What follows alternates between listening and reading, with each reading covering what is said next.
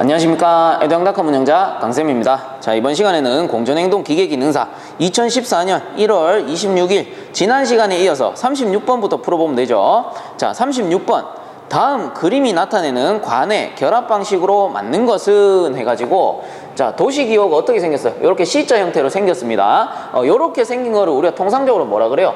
턱걸이 이음 방식이라고 하죠. 그리고 이 턱걸이 이음을 다른 말로 소켓 이음 방식 이렇게 부르기도 했었습니다.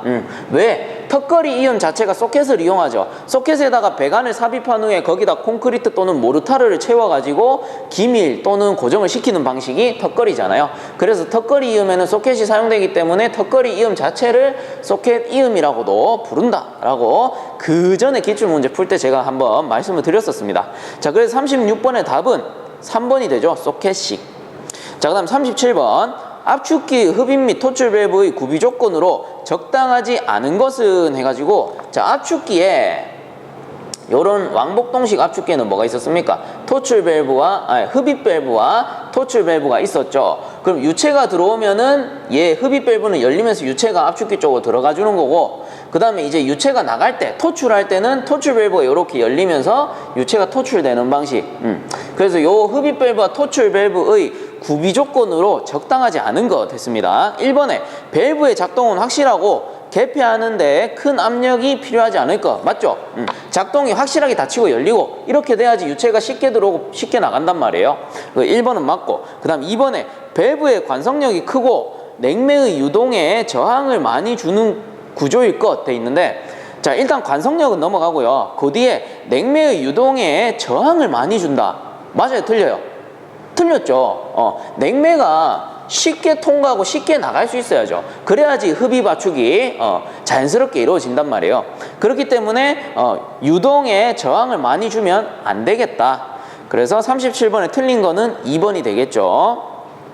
그 다음 뭐 나머지는 읽어보면 3번에 밸브가 닫혔을 때 냉매의 누설은 없을 것. 이것도 당연한 거고, 4번에 밸브가 마모와 파손에 강할 것. 강도가 좋아야 된다. 맞는 거죠. 37번에 답은 2번이 되죠. 자, 38번 압축기 용량 제어의 목적이 아닌 것은 했습니다. 자, 요 녀석 압축기죠. 압축기의 용량 제어 목적이래요. 자, 그러면 압축기의 용량을 제어하는 이유, 그 목적이 무엇이냐? 요거죠. 그게 간단합니다. 부하 변동.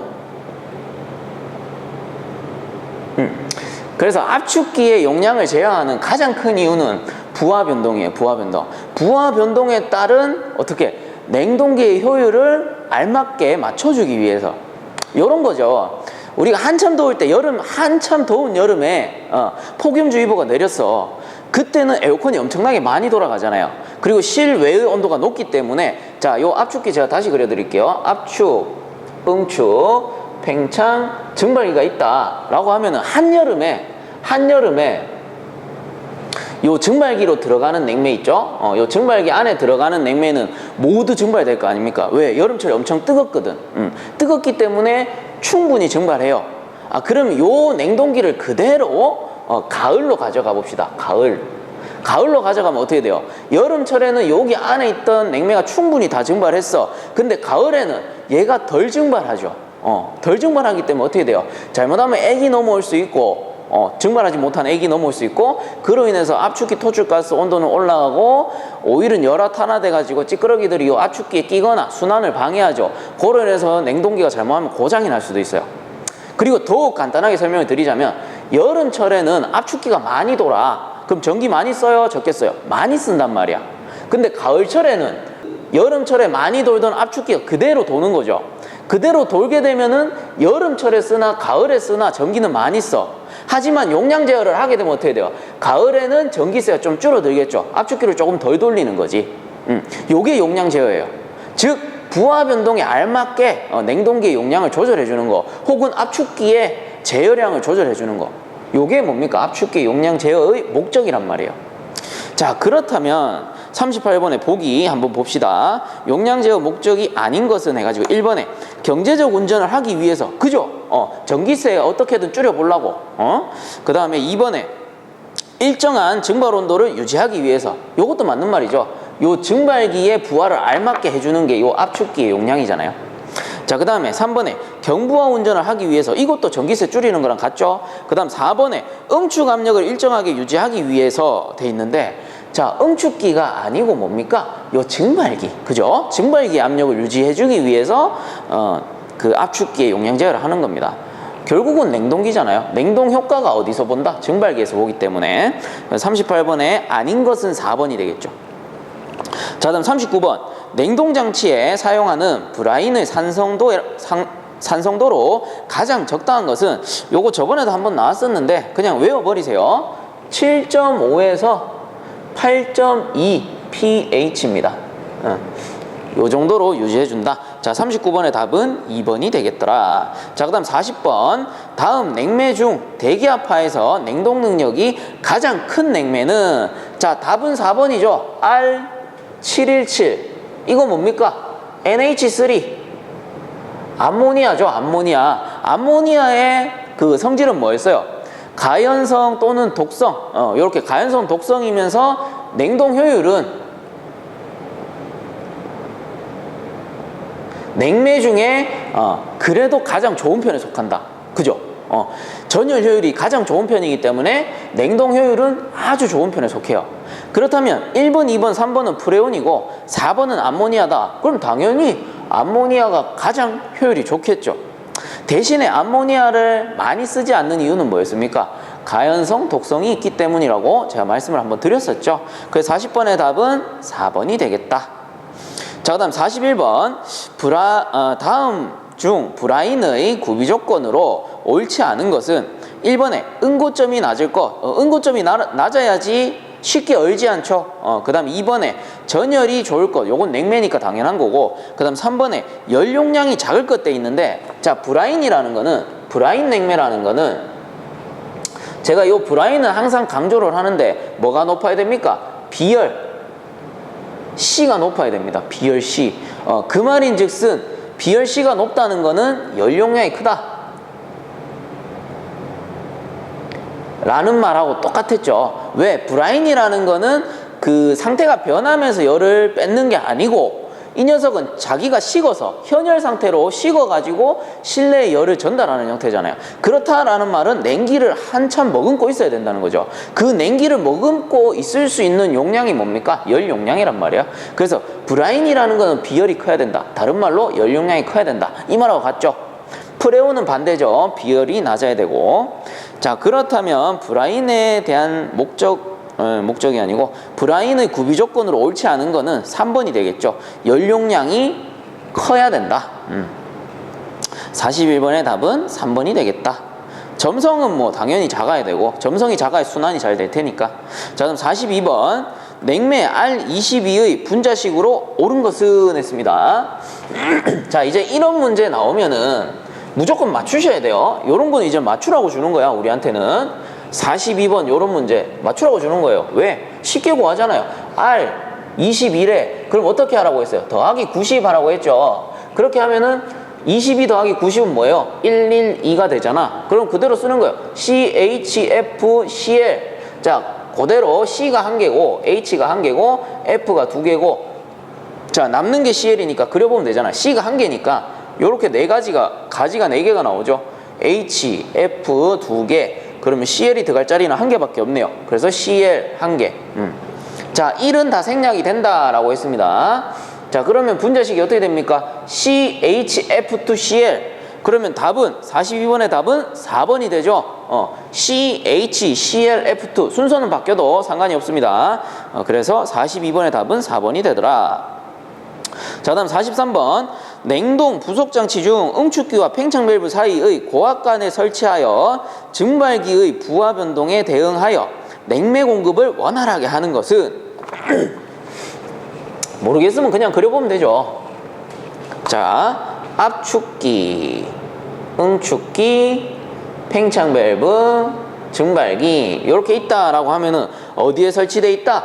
응축기와 요 팽창 밸브 사이에 어떤 장치가 설치되어 있대요. 그럼 요거를 제가 좀 더 상세하게 그려보겠습니다. 자, 응축기가 이렇게 있어요. 응축기가 있고 배관이 압축기에서 이렇게 들어오죠. 자, 여기가 압축기라고 치고 요게 응축기다. 그리고 응축기는 이렇게 팬이 달려있는 것도 있고 뭐 순행식도 있고, 저는 그냥 실외기 생각해서 이렇게 그린 겁니다. 그럼 응축기 바로 다음에 뭐가 있어요? 응축기 바로 다음에 뭔가가 하나 있어. 뭔가가 있는데 그렇다면 응축기에서 나오는 건 뭐예요? 여기서 이제 응축기에서 나오는 거는 응축이 되었기 때문에 고온 고압의 액체가 나오겠죠. 액체가 이론적으로는 고온고압의 액체가 나오지만 실제 냉동기를 돌렸을 때 실제 효율이 100%인 기간은 없기 때문에 일부 불응축가스가 섞여 있을 수도 있죠. 혹은 덜 증발한 냉매, 기체가 섞여 있을 수도 있단 말이에요. 근데 이 기체가 기체 상태로 팽창 밸브에 들어가게 되면 요 녀석이 플래시 가스잖아요. 못 쓰는 가스란 말이야. 그래서 그 가스를 배제시켜주고 액만 공급시킬 수 있는 그 장치, 요렇게 생긴 장치, 여기 밑에 액이고 여기다 길다란 빨대를 딱 꽂아가지고 이제 액만 딱 지나갈 수 있게 해주는 요 장치 뭐였습니까? 수액기. 이 이후에 이제 저쪽에 보면은 팽창 밸브 이렇게 나오죠. 팽창 밸브 쪽에 액만 공급할 수 있는 그게 수액기입니다. 그래서 요 위에 있는 불응축 가스라던가 혹은 뭐 플래시 가스는 잘 안 고이겠죠. 이쪽에는 플래시 가스 같은 경우는 팽창 밸브 다음 라인에 많이 고이는데, 요런 불응축 가스는 바깥으로 빼버리고 그리고 여기서 일부 식으면 다시 액으로 변하니까 또 다시 액만 이렇게 공급을 해주는 요런 장치가 수액기입니다. 자, 그렇다면 43번의 답은 뭐예요? 2번 수액기가 되겠죠. 수액기. 자, 그 다음 44번에 표준 사이클을 유지하고 암모니아의 순환량을 186kg/h. 자, 문제 다 읽기 전에 한번 지울게요. 이건 제가 표시를 하면서 읽어야 될 것 같아가지고. 자, 44번 다시. 표준 사이클을 유지하고 암모니아의 순환량을 186kg/h래요. 자, 순환량이라고 하면 무조건 G죠. 그래서 186kg/h를 준 겁니다. hour로 운전했을 때 소요 동력은 몇 킬로와트인가? 내가 구해야 될 거는 킬로와트네요. 요 녀석이 얼마냐? 단 암모니아 1kg을 압축하는데 필요한 열량은 몰레르 선도상에서 56kcal/kg이다 라고 줬네요. 그렇다면 요 56kcal/kg이라는 건 엔탈피 값이잖아요. 다르게 얘기하면 열량입니다. 그러면 이렇게 그릴 수가 있어요. 몰레르 선도에서 여기가 이제 AW 압축기가 되는 거죠. 그리고 킬로와트라는 건 어디예요? 압축기의 동력을 구하는 거란 말이에요. 그렇다면 이렇게 해석할 수 있는 거예요. 단 암모니아 1kg을 압축하는데 필요한 열량은 몰레르 선도상에서 56kcal/kg. 요 부분이 여기구나, 여기. 이렇게 볼 수 있는 거죠. 그래서 얘가 56kcal/kg이 되는 거죠. 그럼 다시 적어볼까요? AW가 얘가 56kcal/kg이다. 그죠? 그리고 요 단위 뭡니까? kcal/kg 뭐야? 엔탈피잖아, 엔탈피. 그래서 이렇게 구하시면 되죠. 자, 열량 Q는 G 곱하기 델타 H 뭐예요? 엔탈피란 말이야, 엔탈피. 요런 공식이 있었죠. 그래서 요 Q라는 거는 1시간당 소모되는 열량 kcal/h, 그 G라는 거는 순환량 kg/h였고, 델타 H는 엔탈피값 kcal/kg이라는 공식이 있었어요. 그러면은 다시 쓰면 뭐예요? G라는 거는 여기 있고요. AW 열량은 뭐예요? 요 델타 H란 말이야. 요게 56인 거야. 그대로 넣으시면 되는 거예요. 자, Q는 G가 186 곱하기 델타 H 56 하게 되면요, 요 녀석 열량이 나오는데, 이 단위가 뭐냐면은 kcal/h가 되겠죠. kcal/h. 거기에다가 요거를 바로 킬로와트로 바꾸고 싶다. 그러면 1kW는 860kcal/h니까 어떻게 해요? 이거 나눠주면 되잖아. 860kcal/h 해버리면 사라지면서 킬로와트로 바뀌는 거죠. 12.11kW 이렇게 되겠네요. 자, 그래서 요 녀석은 열량 Q가 되는 거고, 요 열량 Q의 단위가 킬로칼로리 per hour이기 때문에 우리가 킬로와트로 바꾸기 위해서 860 킬로칼로리 per hour를 나눠줘 버린 거죠. 요런 환산, 단위 환산에 대한 개념 정확하게 보고 넘어가셔야 돼요. 그래서 44번의 답은 1번이 되겠네요. 12.1kW. 자, 다음 45번. 가용전에 대한 설명으로 틀린 것은 했습니다. 가용전이라는 게 뭐예요? 용기가 이렇게 있다라고 하면은 용기가 열을 받을 때 여기에다 가용전을 설치해 놓죠. 가용전. 이 녀석의 주성분은 납이랑 주석으로 되어 있습니다. 그리고 대략적으로 68에서 75도씨 정도가 되면은 녹아버리죠. 즉 무슨 얘기예요? 용기의 온도가 올라갈 경우 한 68도씨 이상 되면은 가용전이 녹아서 용기 내부에 있는 가스를 빼줌으로써 용기의 폭발을 방지하는 장치죠. 안전장치란 말이야. 자, 그렇다면 여기에 대한 설명으로 틀린 것은 했습니다. 1번에 불의의 사고, 화재 등 일정 온도에서 녹아 냉동장치의 파손을 방지하는 역할을 한다. 맞죠? 용기뿐만 아니고 냉동장치에도 설치되어 있다. 자, 다음 2번에 용융점은 냉동기에서 68에서 75도씨 이하로 한다. 그죠? 자, 그 다음에 3번에 구성성분은 주석, 구리, 납으로 되어 있다. 되어 있는데 제가 뭐라 했어요? 납과 주석으로 되어 있다라고 했죠. 근데 중요한 건 뭐냐면은 구리라는 거는요, 동이죠, 동. 얘 동이에요, 동. 동은 최소한 1083도씨는 돼야지 녹습니다. 용융점이 1083도씨예요. 그럼 용기가 1083도씨가 되어야지만 녹는다고. 그럼 어떻게 돼요? 이 구리가 녹기 전에 용기가 폭발하겠죠. 그러므로 구리는 주성분이 될 수 없다. 절대적으로 주성분이 될 수 없는 거죠.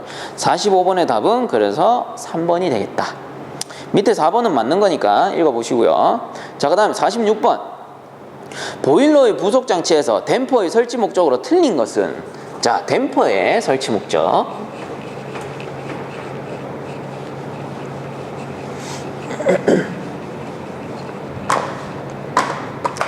자, 공기조화기가 있다라고 치면은 AHU. 여기서 이제 치출시키기 위한 공기를 이송시키는 장치가 뭡니까? 덕트라는 게 있었어요. 덕트. 요거를 조금 확대해서 그릴게요. 덕트가 이렇게 있다라고 치면은 얘가 덕트입니다. 덕트 내부에 뭔가가 설치되어 있어요. 얘를, 요 녀석을 이제 댐퍼라고 하죠. 댐퍼.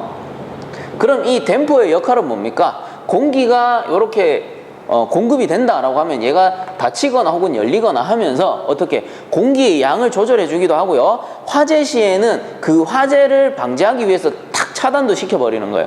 이런 역할을 하는 것들이 다 댐퍼죠. 공기의 유량을 조절하거나 혹은 차단을 시키거나 그런 역할을 하는 녀석들이 댐퍼다. 그 다음 46번에 보일러의 부속장치에서 댐퍼의 설치 목적으로 틀린 것은? 1번에 통풍력을 조절한다. 맞겠죠? 폐가스를 빼주기 위해서. 그 다음 2번에 연료의 분무를 조절한다? 연료랑 관계 있어요, 없어요? 관계없다. 공기랑 관계가 있지.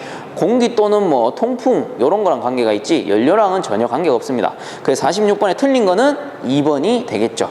나머지는 맞는 거니까 읽어보시면 될 것 같아요. 자, 그 다음 47번. 송풍기의 풍량을 증가시키기 위해 회전 속도를 변화시킬 때 송풍기의 법칙에 대한 설명으로 옳은 것은? 자, 이거 제가 무조건 적으면서 외우라고 했습니다. 송풍기의 상사법칙 해가지고 자, QPL 는 n분의 n n분의 n d분의 d d분의 d d분의 d 그 다음에 QPL 똑같죠? 여기까지 그냥 다 똑같이 쓰시면 돼요. 다 똑같이 쓰시고 그 다음에 2 위에 거하고 앞에 놈, 그 다음 밑에 거하고 뒤에 놈 이렇게 1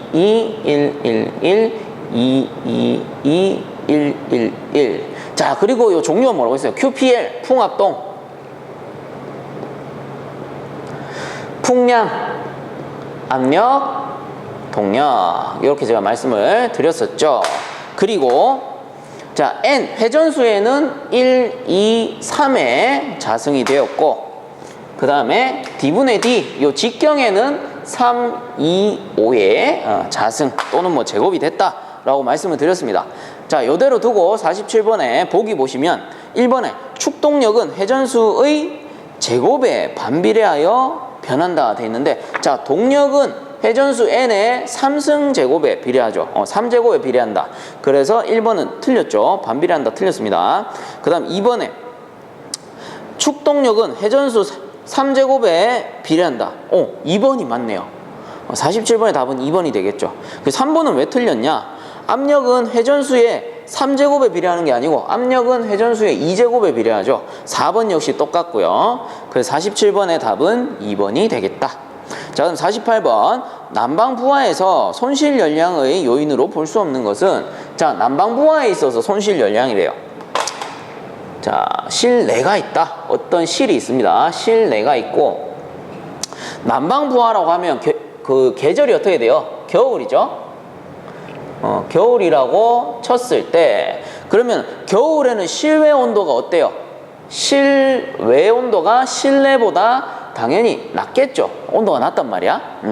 그 다음에 실내 온도가 실외에 비해서는 온도가 좀 높은 편이에요. 그렇다면 온도는 어디에서 어디로? 높은 데서 낮은 데로 이렇게 이동해 갑니다. 그럼 실내에 있는 뜨거운 열기가 빠지기 때문에 뭐라고 합니까? 손실이라고 해요. 손실. 그렇다면 이 난방부하에서 손실 열량을 요인으로 볼 수 없는 것이라고 했죠. 그렇다면 1번에 보시면 조명기구에 발열돼 있는데, 이거는 일단은 패스 넘어가죠. 2번에 벽 및 천장의 전도열, 어딥니까? 요 벽. 벽이나 천장의 전도열 빠지죠. 손실이 됩니다. 그래서 2번은 맞아요. 그 다음 3번에 문틈의 틈새바람. 틈새에 의해서도 손실이 발생하겠죠. 그죠? 문틈이나 창문틈 요런데 3번도 맞겠고, 4번에 환기용 도입 외기. 환기를 한다고 외기를 도입시켰어. 외기는 차갑기 때문에 그만큼 어떻게 돼요? 뜨거운 공기가 빠져나가 버린단 말이야. 이것도 손실이 되는 거예요. 그래서 2번, 3번, 4번은 난방부하의 손실 열량이 맞아요. 근데 1번에 보시면 조명에 의한 발열량 돼 있는데, 자, 실내에 조명이 이렇게 있죠. 형광등이라고 칩시다. 그러면 이 형광등에서는 어때요? 열이 발생하는 거죠. 열이 발생해요. 제가 아까 손실이라는 건 뭐였어요? 실내에 있는 열량이 밖으로 빠지는 걸 손실이라고 했습니다. 근데 조명은 어때? 열을 오히려 발생시키죠. 그죠? 손실을 보정해 주는 거예요. 손실이 아니야. 손실을 보정해 주는 거야. 난방부하를 보정해 준다고요. 그렇기 때문에 요 형광등이라는 거는, 조명이라는 거는 난방부에 속하지 않는 거예요. 냉방부하에 속하지. 그렇기 때문에 48번에 난방부하의 손실 열량의 요인으로 볼 수 없는 건 뭐예요? 조명. 그죠? 1번입니다. 1번. 자, 그 다음 49번. 덕트 설계 시 주의사항으로 올바르지 않은 것은 해가지고, 자, 이거 1번에 보시면 고속 덕트를 이용하여 소음을 줄인다 돼 있는데, 속도가 빠른 만큼 어때요? 소음이 크겠죠. 그래서 49번에 틀린 거는 1번입니다. 나머지는 맞으니까 읽어보시면 될 것 같아요. 자, 그 다음에 50번. 공기가 노점 온도보다 낮은 냉각 코일을 통과하였을 때 상태를 기술한 것 중 틀린 것은 되어 있습니다.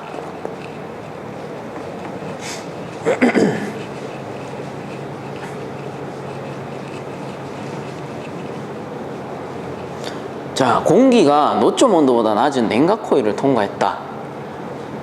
자, 이렇게 있으면 AHU에 쿨링 코일이 있고, 여기 이제 공기가 통과를 하는 이런 형태가 되는데, 이때의 형태를 습공기 선도상에서 나타낸다면 이게 뭡니까? TX 선도죠. TX 선도에 나타내 보자면 뭡니까? 이거 냉각 코일이니까 제가 냉각시키면 뭐라고 했어요? 냉각과 감습이 동시에 일어난다. 그러므로 요 점에서 이렇게 대각선 밑으로 떨어지는 거죠. 그리고 노점 온도라고 했기 때문에 상대 습도 100%인 선까지 끝까지 이렇게 떨어지는 거예요.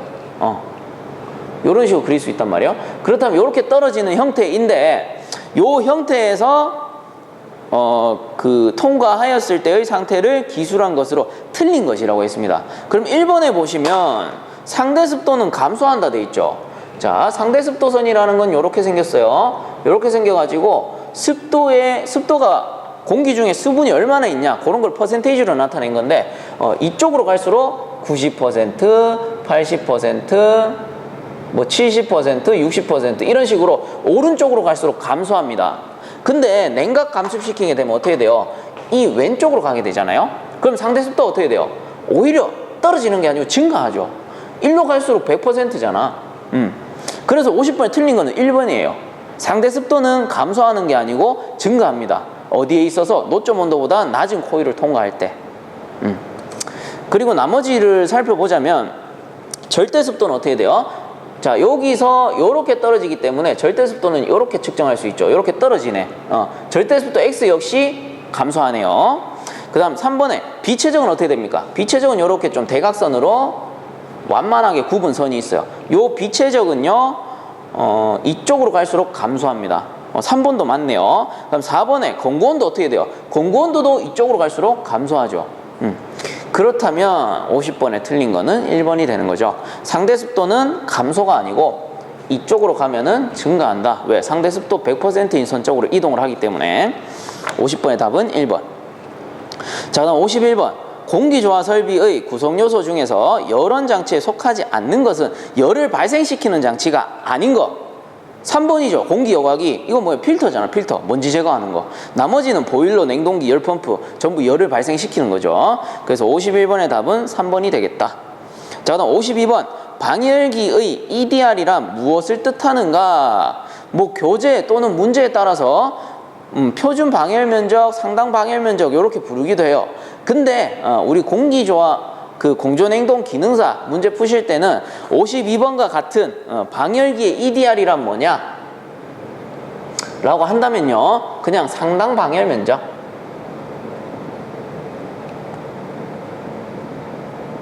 요거를 찍어 주셔야 됩니다. 문제를 이렇게 출제를 했기 때문에 제가 다시 한번 말씀드리지만 상당 방열 면적으로 부르기도 하고요. 표준 방열 면적으로 부르기도 해요. 사실. 하지만 문제에 나온다면 상당 방열 면적이 답이다. 요 정도 말씀드렸으면 이해하셨을 거라고 믿어요. 그래서 52번의 답은 3번입니다. 자, 다음 53번. 1보일러 마력은 약 몇 킬로칼로리 per hour의 증발량에 상당하는가? 자, 1보일러 마력을 1HP라고 합니다. 이 녀석의 기준은 무엇이냐? 1시간당 15.65kg의 포화수를 15.65kg의 100도씨 포화수를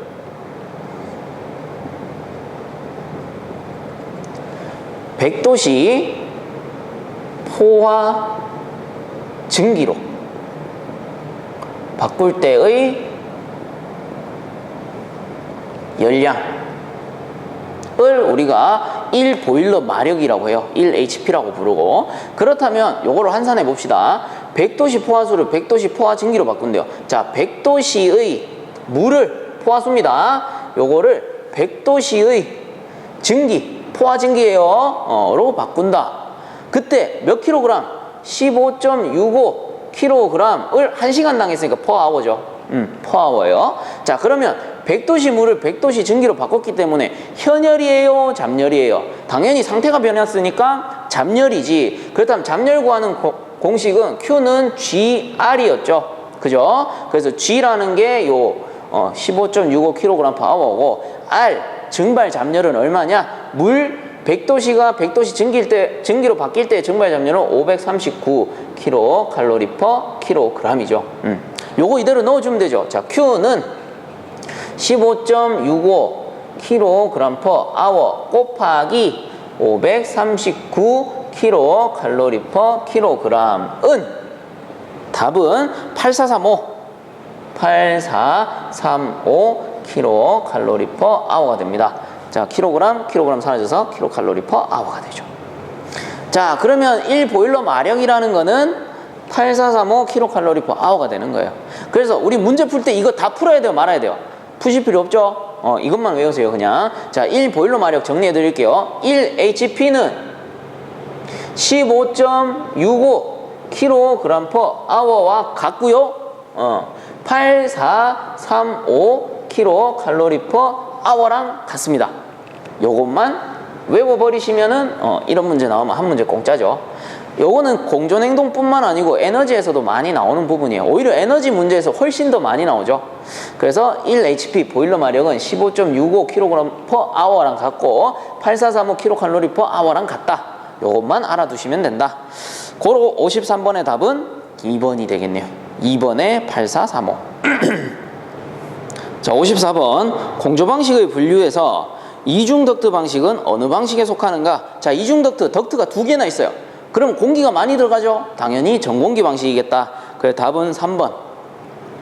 자, 다음 55번 코일의 열수 계산 시 계산 항목에 해당되지 않는 것은 했습니다. 자, 코일이라는 건 뭐예요? 이런 식으로 해가지고 뭐 여기 안에 냉매가 들어가고 혹은 뭐 공기가 이렇게 지나가면서 응축시킬 수도 있고 증발시킬 수도 있고, 즉 응축기 또는 증발기 요런 데 이제 열교환을 위해서 설치된 배관들이 다 코일이에요. 코일. 요런 게 그냥 쉽게 얘기해서 증발기나 응축기예요.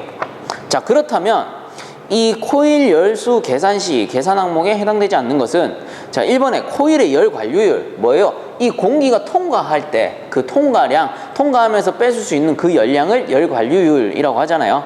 다른 말로 뭐 열 통과율이라고도 하고, 그래서 1번은 맞고, 그럼 2번에 코일의 정면 면적, 이 코일의 면적 필요하죠, 계산 시에. 그 다음 3번에 대수 평균 온도차 뭡니까? 냉매와 공기의 온도차, 또는 뭐 냉매가 물일 때 대수 공기와 물의 온도차, 요거를 대수평균 온도차라고 하죠. 그래서 1번, 2번, 3번은 열수 계산 시 반드시 필요한 항목이 되겠고, 4번에 보시면 코일 내를 흐르는 유체의 유속과는 관계가 없다. 코일의 열수랑은.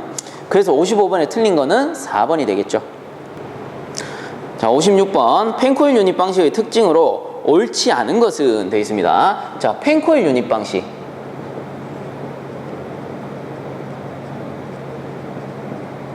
자, 펜코일 유닛 방식이라는 거는 뭐였습니까? 이렇게 실이 있으면, 실내가 있으면 여기다 펜코일 유닛을 설치해요. 펜코일 유닛을 설치하고, 그리고 냉온수기를 설치하죠. 냉온수기.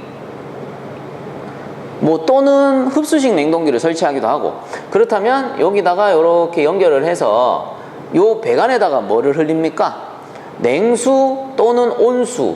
그죠? 물을 흘려요. 물을 이렇게 순환시키게 되면은 펜코일에 뭐가 있어? 팬이 있기 때문에 그 들어온 냉수 또는 온수를 실내로 쫙 불어내는 거죠. 그 팬을 이용해서. 그럼 실내가 이제 에어컨을 틀어놓은 것처럼, 또는 뭐 난방기를 틀어놓은 것처럼 그 냉방이나 난방이 되는 형식이란 말이에요. 그렇다면 요 펜코일 유닛은 어떤 방식이에요? 요 배관 안에는 뭐가 흘러? 냉온수, 즉 물이 흐른단 말이야. 그렇기 때문에 전수 방식에 속하는 거죠. 전수 방식. 근데 펜코일 유닛도 공기수 방식으로 사용이 가능합니다. 어떻게? 별도로 공조기를 설치해서 여기 덕트를 연결해 버리면 되죠. 그러면 냉온수기를 이용해서 수방식으로 돌리면서 어떻게? 공조기로 공기를 취출시키는 요 방식, 이건 뭡니까? 공기수 방식이 되는 거예요. 하지만 요 공기수 방식은 뭐예요? 펜코일 유닛 방식인데 뒤쪽에 뭔가 하나 붙어. 덕트 병령일 때. 덕트 병령일 때는 공기수 방식입니다. 하지만 그냥 일반 펜코일 유닛 방식은 뭡니까? 이 공조기가 없는 거야. 이 공조기가 없기 때문에 전수 방식에 속하는 거예요. 그렇다면 56번의 문제는 펜코일 유닛 방식이기 때문에 뭡니까? 전수 방식을 생각하고 푸셔야 되죠. 자, 그러면 다시 한번 봅시다. 56번 펜코일 유닛 방식의 특징으로 옳지 않은 것은 1번 외기 송풍량을 크게 할 수 없다. 그렇죠. 덕트 없잖아요. 그죠? 그 다음 2번 수배관으로 인한 누수염려가 있다. 요거 수배관이죠. 누수염려 있습니다. 그 다음 3번에 유닛별로 단독 운전이 불가능하므로 개별 제어도 불가능하다. 아니죠? 유닛을 어떻게? 각실에다가 설치할 거 아닙니까? 각실에다가 펜코일 유닛을 설치하고 여기다가 배관만 어떻게 연결해 주면 되죠. 이런 식으로 배관만 연결해 주면 되잖아요. 그러면 각실 제어가 어때요? 개별 제어가 용이하다. 그러므로 3번에 유닛별로 단독 운전이 가능하다로 바꿔줘야 되죠. 3번이 틀렸네요. 유닛별로 단독 운전이 불가능이 아니고 가능하므로 개별 제어도 가능하다. 이렇게 바꿔줘야 되죠. 그 다음 4번 같은 경우는 부분적인 펜코일 유닛만으로 유닛만의 운전으로 에너지 소비가 적은 운전이 가능하다. 그렇죠. 전략이 그 에너지 절약이 가능한 거죠. 요 세 개 실을 굳이 다 돌릴 필요 없을 때는 필요 없는 부분에는 꺼주면 되니까. 그래서 56번의 답은 3번이 되겠습니다. 자, 다음 57번. 겨울철 창문의 창면을 따라서 존재하는 냉기가 토출 기류에 의하여 밀려 내려와서 바닥을 따라 거주구역으로 흘러 들어와 인체의 과도한 차가움을 느끼는 현상을 무엇이라고 하는가? 자, 겨울철에 창문 옆에 서 있으면 추위를 느끼는 현상은 뭐였어요? 콜드 드리프트죠. 그래서 57번의 답은 2번이다. 자, 그 다음에 58번. 다음 중 개별 제어 방식이 아닌 것은 했습니다. 자, 개별 제어 방식 1번에 유인 유닛 방식 뭐예요? 유인 유닛 방식 중앙 공급 방식인데 유인 유닛을 쓰기 때문에 팬코일과 거의 흡사하죠. 팬코일과 거의 흡사하지만 팬이 없어. 팬이 없고 팬 대신에 어떻게 돼요? 공조기에서 이렇게 여기다가 연결해가지고 공기를 치출시키면서 치출과 동시에 혼합 유인하는 방식, 요게 유인 유닛 방식이잖아요. 그죠? 팬코일과 거의 흡사하다. 그러므로 유인 유닛 방식은 어때요? 각실 제어가 용이하죠. 각실에 유인 유닛을 설치해주면 되잖아. 그 다음에 2번에 패키지 유닛 방식. 패키지 이거 가정용 에어컨 생각하면 돼요. 개별 제어 어때요? 가능하죠. 그러면은 3번 아니면 4번이네요. 자, 단일 덕트 정풍량 방식과 단일 덕트 변풍량 방식 둘 중에 하나입니다. 자, 그러면 정풍량과 변풍량이에요. 정풍량, 변풍량. 뜻은 뭐예요? 풍량이 일정하다, 정풍량. 풍량이 변한다, 변풍량인 거죠. 그러면 정풍량 방식은 AHU가 이렇게 있으면, 공기조화기가 있으면 송풍기가 이렇게 연결되고 실이 이런 식으로 있습니다. 실이 이런 식으로 있고 여기에다가 정풍량, 일정한 풍량만 계속 공급을 하는 방식인 거고, 그 다음에 변풍량이라는 거는, 자, AHU가 이렇게 있으면 실이 나누어져 있죠. 나누어져 있다라고 치면 여기 위에 뭔가 유닛이 한 개 더 있어. 뭡니까? 변풍량 유닛 VAV 이렇게 연결이 되고 요 유닛을 통해서 실내로 치출되는 방식이에요. 자, 그럼 두 가지의 가장 큰 차이점 뭐야? 정풍량 방식은 계속 일정한 풍량만 공급이 되는 거고, 변풍량 방식은 내가 원하는 만큼의 풍량만 공급받을 수 있는 거예요. 그렇다면 A실과 B실이라고 쳤을 때 여름철에 너무 더워, A실 너무 더워, 풍량이 많이 필요해. 그러면은 정풍량 방식은 어때요? 계속 일정한 풍량으로 공급이 되고, 그럼 B실은 반대로 좀 서늘한데 좀 추워요. 근데 이거 조절할 수 있어요, 없어요? 조절 못하죠. A실하고 B실하고 똑같은 풍량이 들어오는 거야. 반대로 변풍량은 A실은 더워. 그러면 여기서 확 열어주면 되잖아요. 확 열어가지고 풍량을 많이 공급시켜. 그 다음 B실은 좀 추워. 좀 추운 것 같아. 에어컨 너무 많이 틀었더니. 그럼 여기서 살짝 잠궈버리면 된단 말이에요. 그렇다면 개별 제어 가능한 거 뭐예요? 아, 변풍량 방식이 가능하네. 개별 제어 불가능한 거 뭐야? 정풍량 방식. 춥든 덥든 그냥 계속 일정한 풍량 들어오는 거야. 자, 그래서 58번에 다음 중 개별 제어 방식이 아닌 것은 정풍량 방식. 3번이 되겠죠. 단일 덕트 정풍량 방식. 자, 다음 59번. 증기 배관 설계 시 고려사항으로 잘못된 것은, 자, 1번에 증기의 압력은 기기에서 요구되는 온도 조건에 따라 결정하도록 한다. 맞죠? 그 다음 2번에 배관 환경 부속기기는 부분 부하나 예열 부하 시의 과열 부하도 고려해야 한다. 그래서 모든 부하를 고려해라. 맞는 말이고. 그 다음 3번에 배관에서는 적당한 기울기를 주어 응축수가 고이지 않도록 해야 한다. 이것도 맞아요. 그럼 4번에 보시면 증기 배관은 가동 시나 정지 시 온도차가 없으므로 온도 변화에 따른 열 응력을 고려할 필요가 없다 되어 있는데, 열 응력은 항시 고려해 줘야 돼요. 그래서 열 응력을 고려할 필요가 있다, 이렇게 바꿔줘야 되죠. 59번의 답은 4번이 됩니다. 자, 다음 60번. 실내 냉방 부하 중 현열 부하가 2500kcal/h, 잠열 부하가 500kcal/h일 때 현열비는 약 얼마인가? 자, 이런 문제는 이제 맞춰주셔야 돼요. 현열비 SHF는 맞추라고 주는 문제, QS 더하기 QL 분의 QS. 뭐예요? QS가 현열, QL이 잠열.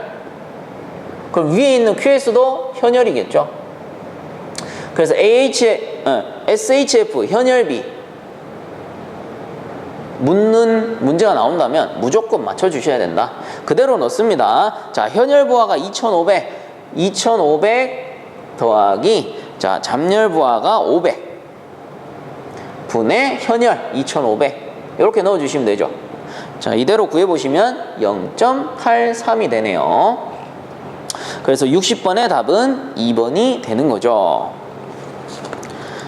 자, 이렇게 해서 이번 시간은 여기서 마치도록 하고요. 본 강의가 도움되셨다면 유튜브 에듀영닷컴 검색 후에 구독과 함께 영상 하단에 따봉 버튼 한 번씩만 눌러주시면 감사하겠습니다. 자, 수고들 많이 하셨습니다.